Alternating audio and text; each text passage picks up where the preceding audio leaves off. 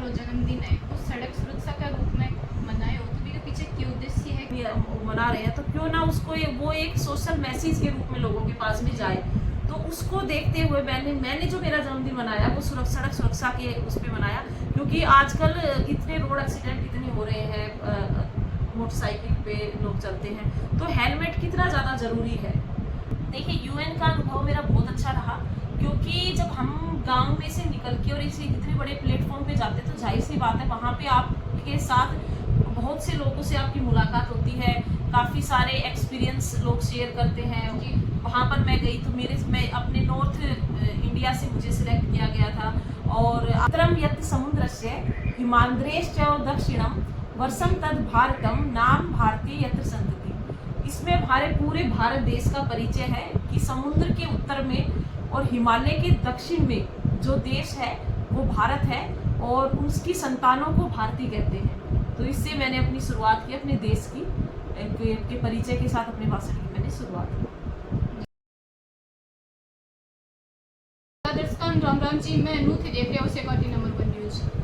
आज आप जो ओपकी सरपंच नीरू जी यादव ही के साथ में बैठे हाँ, और इनकी पहचान की जरूरत होनी है। आज आने सकड़ा जानी ही, और फिलहाल ये यूएनओ में जाके आए ही, और 20 साल पहले कौन बनेगा करोड़पति में भी आखाना अमिताभ बच्चन का साथ में नजर आया ही, और अब ये न्यूयॉर्क में जाके आई। तो आपको 78 को जो सफर है कसोप के लिए है, महिला और लड़कियों के बारे में बहुत कुछ करो है, जबकि पर्यावरण संरक्षण के बारे में भी बहुत कुछ करो है। तो आप आशा जानने की कोशिश करेंगे। वीडियो ने ज़्यादा से ज़्यादा शेयर कर दी और वीडियो का लास्ट तक यूएनओ में भी देखा तो एक भारतीय संस्कृति की तरह गया, और थारूक के हिसाब से बड़े स्वागत करेंगे, ताली वगैरह बाजी गई तो एक भारतीय संस्कृति की जी हिसाब से थी ड्रेस वेशभूषा जो पहन रखी ही, और के हिसाब से बड़ी स्वागत करेंगे। देखिए, तालियां बजी वो बात आपकी सही है। देखो, भारत आज जो है ना विश्व के उस पटल के ऊपर है, भारत को की संस्कृति को लोग अपना रहे हैं। लोग जर्मनी से के लोग जो विदेश वो संस्कृत सीखने के लिए भारत के अंदर आते हैं। अच्छी एक बहुत पहचान है विश्व के स्तर पर जो मोदी जी ने आज उस लेवल के ऊपर वो लेके गए हैं भारत देश को। तो क्योंकि मैं वहाँ पे भारत को रिप्रेजेंट करने के लिए जा रही थी, तो मैं कहीं पर भी जाती तो मैं अपनी संस्कृति को कभी नहीं छोड़ती, क्योंकि भारत तो अपनी सभ्यता और अपनी संस्कृति के पीछे ही पहचाना जाता है, और सबसे अच्छा माना जाता है भारत की संस्कृति को, भारत की सभ्यता को। लोग विदेशों से लोग जो भारत में घूमने आते हैं वो यही तो देखने आते हैं हमारे देश के अंदर कि कैसे यहाँ पे पूरा आज भी संयुक्त परिवार एक साथ रहता है, कैसी हमारी संस्कृति है, कैसे बड़ों का आदर यहाँ पर किया जाता है। आज भी हमारी जो महिलाएं हैं वो सम्मान के रूप में अपना सर रखती है अपने बड़ों के सामने। तो उस चीज़ को तो वो वहाँ उस विश्व के मंच पर दिखाने में मुझे बड़ा काफ़ी गर्व महसूस हुआ अपने भारत की संस्कृति गर्व महसूस हुआ है। बिल्कुल। और जब मैं अंदर गई संयुक्त राष्ट्र के, जब मैं जैसे ही अंदर संघ में यूएन के ऑफिस में मिसर के जैसे ही मैं अंदर गई, तो वहाँ पे जो सिक्योरिटी थी उन्होंने एकदम मुझे मेरी वेशभूषा से पहचान लिया कि ये भारतीय है, ये भारतीय है। और उन्होंने हेमा मालिनी के नाम से कहा कि ये हेमा मालिनी तो नहीं, जिस प्रकार से वो तो बिल्कुल जब हमारा परिधान हमारे देश की हमारी जो संस्कृति है वो हमारे देश का परिचय बता देती है कि आप भारतीय हैं। तो बड़ा गर्व मेरे को उस टाइम महसूस हुआ कि मेरे देश को कितनी उससे पहचाना जाता है, अपनी संस्कृति जी उससे, तो काफ़ी गर्व मेरे को महसूस हुआ। जी कि आज बात करें तो आज ये कभी ही जगह भारतीय संस्कृति छोड़ रहे हैं और जबकि दूसरा देश अपना रही, तो बंद ही के कहना चाहो? कुछ नहीं, भारत की जो संस्कृति और जो देश में मैं न्यूयॉर्क में घूम के आई, लेकिन फिर मैं कहती हूँ कि मेरे भारत जितना अच्छा कोई देश नहीं है। और जो हमारा यहाँ का रहन सहन है, जो हमारा खान पान है वो बहुत अच्छा है। और तो वहाँ पे मैं रही, बाकी फिर भी मेरा मन ये कहता है कि भारत जैसा कोई देश नहीं है, बहुत अच्छा। लेकिन हाँ ठीक है, अभी हम लोग भाग रहे हैं पाश्चात्य संस्कृति की तरफ, लेकिन जो सुकून और जो शांति भारत की संस्कृति के अंदर है वो कहीं पर नहीं। जैसे कि आप बात करा कि बच्चे भारत यहाँ भारत को प्रतिनिधित्व करे जाएगी, तो बच्चे जाके थी कौन सी भाषा को प्रयोग करो, कितनी भाषा को प्रयोग करो और कैसे शुरुआत करी? शुरुआत की बात करा तो आप फर्स्ट में किस शुरुआत करी थी? देखिए, सबसे पहले तो मैं जो है आपके चैनल के माध्यम से मेरी पंचायत के जो तीनों गांव हैं, सहड़, कानसिंहपुरा और लांबी अहीर, उनके वहाँ के लोगों को सबसे पहले तो मैं धन्यवाद देती हूँ कि उन्होंने जो है मुझे सरपंच के तौर पर चुना और मुझे विश्व के सबसे बड़े मंच UN अमेरिका में जाने का मुझे मौका मिला। वहाँ जाकर के भारत को रिप्रेजेंट करने का मुझे मौका मिला। तो सबसे पहले तो मैं उन्हें धन्यवाद देती हूँ आपके चैनल के माध्यम से। दूसरा दूसरा शुभकामना बहुत धन्यवाद जो एक मतलब झुंझुनू जिला को एक पूरे भारत को नाम रोशन करे। बिल्कुल सबको बहुत खुशी है इस बात को लेकर के। और आपने पूछा कि कौन सी भाषा का मैंने प्रयोग किया, तो क्योंकि मैं विश्व के सबसे बड़े मंच पे भारत को रिप्रेजेंट कर रही थी, तो सबसे पहले मैंने जो शुरुआत की वो अपने भारत देश के परिचय से मैंने शुरुआत की और संस्कृत का मैंने प्रयोग किया। वहाँ पर भाषण मैंने अपना हिंदी में भी दिया और कुछ लाइनें मैंने उसमें इंग्लिश की भी यूज की थी। पर जो शुरुआत जो मैंने की वो मैंने संस्कृत के श्लोक से की। जो श्लोक है वो बताइए। उत्तरम यत् समुद्रस्य हिमांद्रेश्च दक्षिणम वर्षम तद भारतम नाम भारती यत्र संतति। इसमें हमारे पूरे भारत देश का परिचय है कि समुद्र के उत्तर में और हिमालय के दक्षिण में जो देश है वो भारत है और उसकी संतानों को भारती कहते हैं। तो इससे मैंने अपनी शुरुआत की, अपने देश के परिचय के साथ अपने भाषण की मैंने शुरुआत की। वहाँ पर मैं गई तो मैं अपने नॉर्थ इंडिया से मुझे सिलेक्ट किया गया था और आंध्र प्रदेश की एक सरपंच गई थी, त्रिपुरा से जिला प्रमुख है वो गई थी मेरे साथ में। तो उनके साथ में वो अपनी पंचायत में किस प्रकार से काम कर रही हैं, उनके क्या क्या एक्सपीरियंस है, तो बहुत कुछ हमें भी नॉलेज होती है। वहाँ पे गए जैसे कि नॉर्वे का देश की अगर हम बात करें तो वो भी उनका भी जो पंचायती राज सिस्टम है वो हमारी तरह ही है। तो वो कैसे वहाँ पर किस प्रकार से काम होता है, लोकल गवर्नमेंट्स में किस तरीके से वो अपने गांव के अंदर के विकास के लिए कैसे काम कर रहे हैं। तो काफ़ी सारे एक्सपीरियंसेस हमें मिलते हैं वहाँ पर, उनके आइडियाज़ हमें आते हैं ताकि फिर वो आइडियाज़ हम अपनी पंचायत के ऊपर भी इम्प्लीमेंट कर सके। अब हम कुछ अलग और क्या कर सकते हैं एज ए सरपंच अपने गांव के अंदर। तो इस प्रकार के काफ़ी सारे एक्सपीरियंस मेरे को मिले, काफ़ी बातें नई मुझे जानने को मिली कि और हम किस प्रकार से और अच्छा कार्य कर सकते हैं। तो काफ़ी अच्छा मेरा एक्सपीरियंस रहा वहाँ पर। जैसे कि आप बात करें प्रधानमंत्री कौशल योजना के तहत भी थे काफ़ी काम करे हैं, बाकी बारे में बताइए। जी बिल्कुल, देखिए माननीय हमारे प्रधानमंत्री जी युवाओं के बारे में बहुत सोचते हैं, महिलाओं के बारे में बहुत सोचते हैं। उन्होंने नारी शक्ति बंधन अधिनियम भी अभी पास किया है ताकि हम महिलाएं जो हैं वो लीडरशिप के अंदर आगे आएँ और अच्छा काम करें, क्योंकि माननीय मोदी जी का भी ये मानना है कि सबका साथ सबका विकास।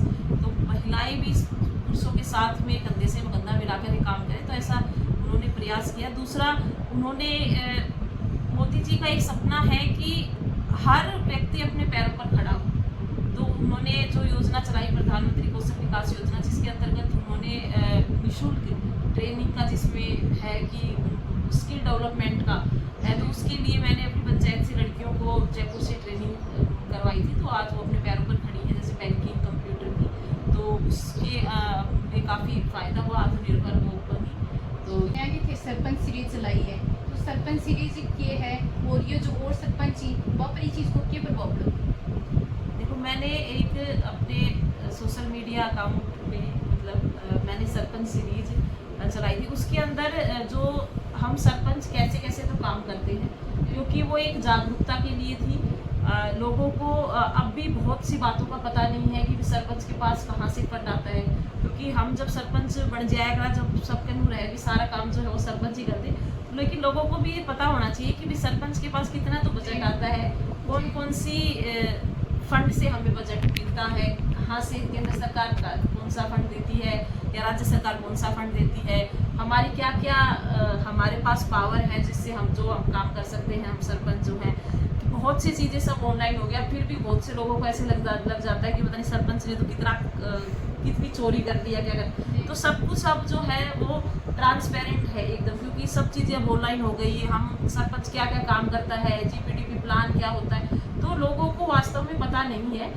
तो उस चीज़ को जागरूक, हाँ, वो एक जागरूकता के लिए मैंने बनाई थी सरपंच सीरीज, जो काफ़ी लोगों को पसंद हुई है, काफ़ी पॉपुलर भी हुई वो। और तो वो सिर्फ इसीलिए थी कि लोगों को हम जागरूक करें कि हम सरपंच के पास क्या क्या अधिकार है, क्या क्या सरपंच काम कर सकता है, हम सरपंच से क्या क्या कार्य करवा सकते हैं, कितनी पावर सरपंच के पास होती है, कैसे कौन कौन से हमारे पास फंड आते हैं, हमारी कार्यशैली किस प्रकार से रहती है, क्या क्या चीज़ें, तो वो उन सब चीज़ों के बारे में वो सरपंच से रिश्ती पंचायत राज एक्ट है वो कैसे काम करता है, क्या है, क्या क्या प्रावधान दिए हुए हैं, तो उन सब को लेकर जो नॉलेज जो थी वो मैंने सरपंच सीरीज के माध्यम से लोगों तक फैलाई थी। तो ये थारो जन्मदिन है तो सड़क सुरक्षा के रूप में मनाए हो, तो इसके पीछे क्या उद्देश्य है, क्या कारण है, और जो है वन की संदेश देना चाहो? देखिए, मैंने मेरा जन्मदिन मनाया था सड़क सुरक्षा के रूप में जी। और मैंने उसमें 1100 हेलमेट ISI मार्क के वितरित किए थे, क्योंकि मेरा मानना ये है कि हम अपना जन्म दिवस मनाते हैं, या तो केक कट कर लेंगे, मोमबत्ती बुझा देंगे और पार्टी कर लेंगे या सब, लेकिन मैं वही लेकिन मैंने जो जन्मदिन, मुझे ये लगता है कि जब हम अपना जन्म दिवस मना रहे हैं, कोई खुशी इतनी मना रहे हैं, तो क्यों ना उसको वो एक सोशल मैसेज के रूप में लोगों के पास में जाए। तो उसको देखते हुए मैंने जो मेरा जन्मदिन मनाया वो सड़क सुरक्षा के उस पर मनाया, क्योंकि आजकल इतने रोड एक्सीडेंट इतने हो रहे हैं, मोटरसाइकिल पे लोग चलते हैं, तो हेलमेट कितना ज़्यादा ज़रूरी है। अगर मेरे ऐसे प्रयास से मैंने ज़रूरतमंद लोगों को जो हेलमेट वितरित किए, उससे अगर किसी की जान बचती है, तो मुझे लगता है कि जो मेरा जो कार्य जो किया गया है, तो उससे काफ़ी मुझे संतुष्टि इस चीज़ से मिले और समाज में भी एक अच्छा मैसेज आए। चाहे मैं ये नहीं कहती सड़क सुरक्षा, मैंने अपना जन्मदिन सड़क सुरक्षा के उससे मनाया। आप अन्य कोई भी इंसान अगर अपना जन्मदिन मनाता है तो कोई ऐसा वो कार्य करे, जैसे ज़रूरतमंद लोगों को, बच्चों को पुस्तकें वितरित कर दी, बैग वितरित कर दिए, या कोई हेल्थ कैंप लगा दिया, या blood donation camp, blood donate कर दी। तो मतलब कुछ ऐसे हम अपने जो ये जन्म दिवस हैं या जो भी कुछ ऐसा कार्य करते हैं, तो उसमें हम कुछ ऐसा करें जो एक सोशल मैसेज दे लोगों को, जो एक प्रेरणा दे लोगों को। तो उस चीज़ को ध्यान में रखते हुए मैंने मेरा जन्मदिन सड़क सुरक्षा के रूप में मनाया, उसके अंदर एक अच्छा मैसेज जाए, एक सोशल मैसेज जाए उसके लिए। तो बस मैं तो ये सोच कर नहीं, लोगों की वजह से ही तो आज योना तक पहुंचे हो, जरा प्रेरणा दिए जाए तो पहुंचे हो। बिल्कुल मैं इस बात के लिए बहुत जो धन्यवाद है वो मैंने आपको शुरू में भी कहा कि अपने पंचायत के, अपने तीनों गांव के लोगों को करती हूँ। उन्हीं के विश्वास से मैं सरपंच बनी, उन्हीं के सपोर्ट से मैं सरपंच बनी और मैं उस विश्व के सबसे बड़े मंच तक मैं पहुंची। तो लोगों का मेरे साथ बहुत साथ रहा है, मेरी पंचायत की महिलाओं का मेरे साथ बहुत सपोर्ट रहा है।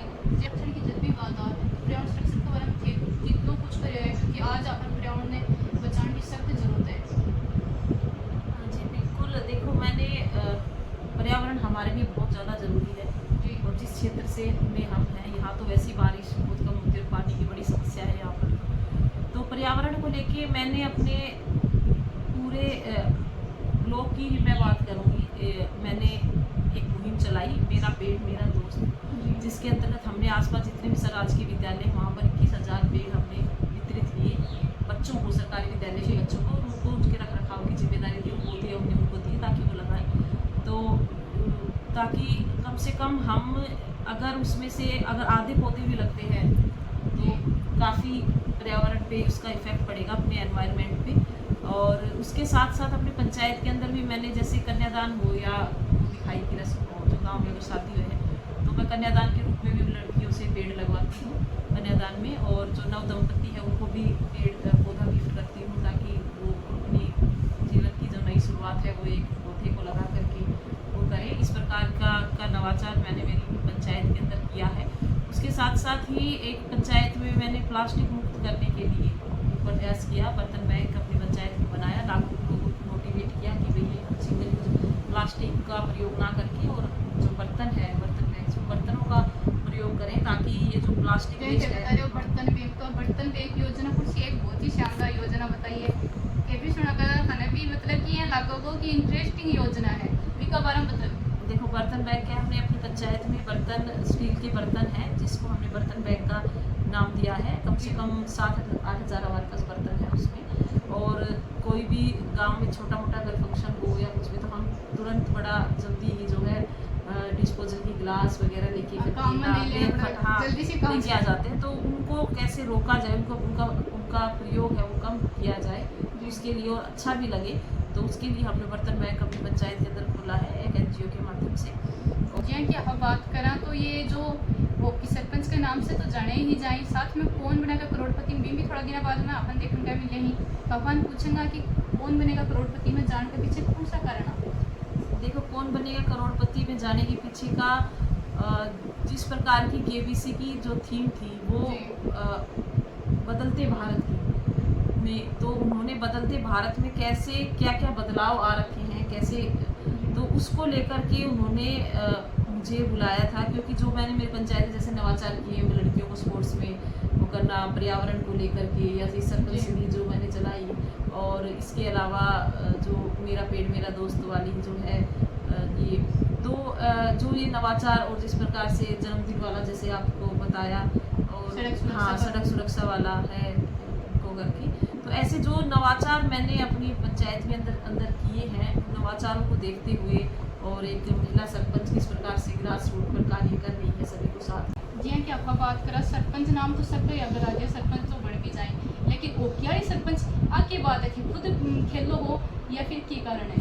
देखो, ओकियाड़ी सरपंच खुद प्लेयर हो या फिर खुद खेलो हो, क्या कारण है। देखो, मैं हमेशा जो है स्पोर्ट्स को बढ़ावा देती हूँ कि, और हमारे गांव पंचायत के अंदर हम लड़कियों को हॉकी के लिए तैयार कर रहे हैं, कोच हमने रखा हुआ है, और हम 7 साल से 7-8 साल की बच्ची से लेकर के और बड़ी जो लड़कियां हैं उन सबको हम लोग तैयार कर रहे हैं हॉकी के लिए। तो बस वो मेरे जो एफर्ट्स थे, जैसे लड़कियों को खिलाने के लिए भेजा था, और उनकी जो मदद जिस प्रकार से कर रही थी और सब, तो उन सब को लेकर के वो एक नाम मेरे को हॉकी वाली सरपंच का एक नाम दे दिया, टैग मिल गया मेरे को। उसके बाद बस सभी अब हॉकी वाली सरपंच ही कहते हैं। तो लड़कियां अपने खेल के क्षेत्र में भी देखिए अपना करियर बनाए, आगे बढ़ें, और बच्चियां सब हम ऐसी बच्चियों को प्रमोट कर रहे हैं जो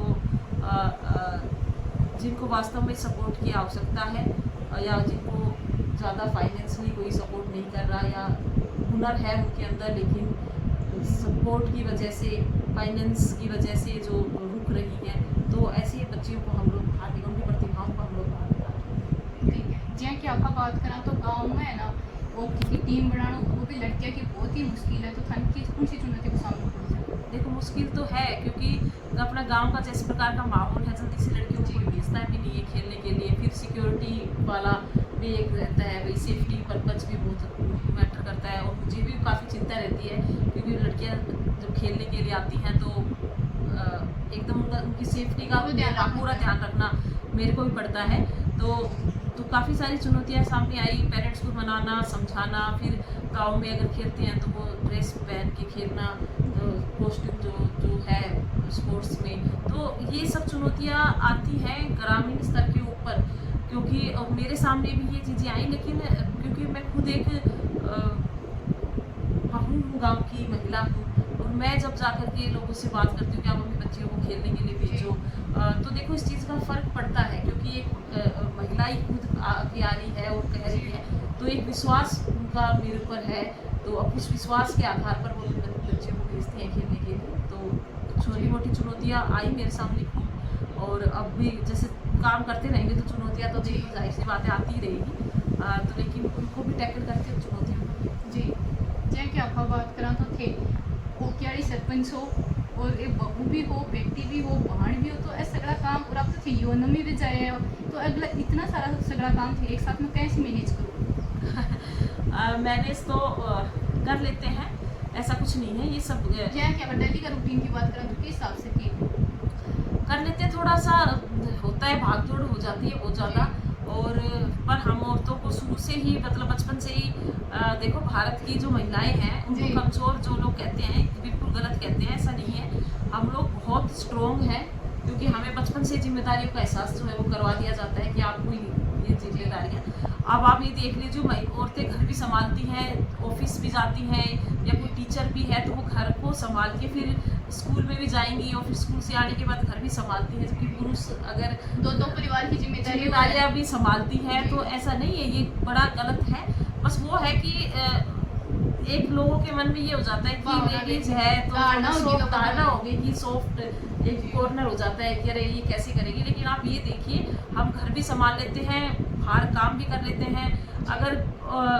अगर हम मेहनत मजदूरी की भी अगर बात करें, कोई अगर महिला जो ईंट के भट्ठे पर भी अगर काम करती है, गांव में फसल कटाई का भी अगर वो काम करती है, तो वो अपने घर का पूरा काम खत्म करने के बाद पुरुष के बराबर खेत में भी काम करके आती है, और फिर वापस आके पुरुष तो फिर भी थोड़ी देर आराम कर लेता है, वो फिर बाद में घर के बचे हुए काम भी करती है। तो वो कमज़ोर नहीं है, हम जो है वो पुरुषों से कमज़ोर नहीं है, लेकिन वो एक धारणा बना दी गई है।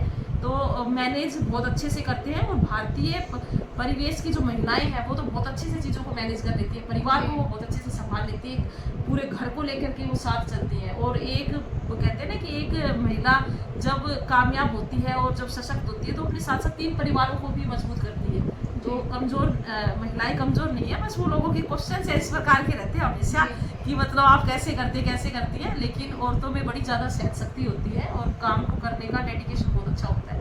तो चुनौतियाँ आती हैं, थोड़ी भागदौड़ हो जाती है, लेकिन संभाल लेती कर लेती है। नीरू जी यादव से मिलकर अपन ने बहुत कुछ सीखने के लिए मिले हैं, और जो एक मोटिवेशन की तरह ही जो लड़कियां है और महिला के लिए काफ़ी कुछ करे हैं। वीडियो देखने के बाद में थान की लगे कमेंट बॉक्स में जरूर बताओ। मिला एक नया अपडेट के साथ।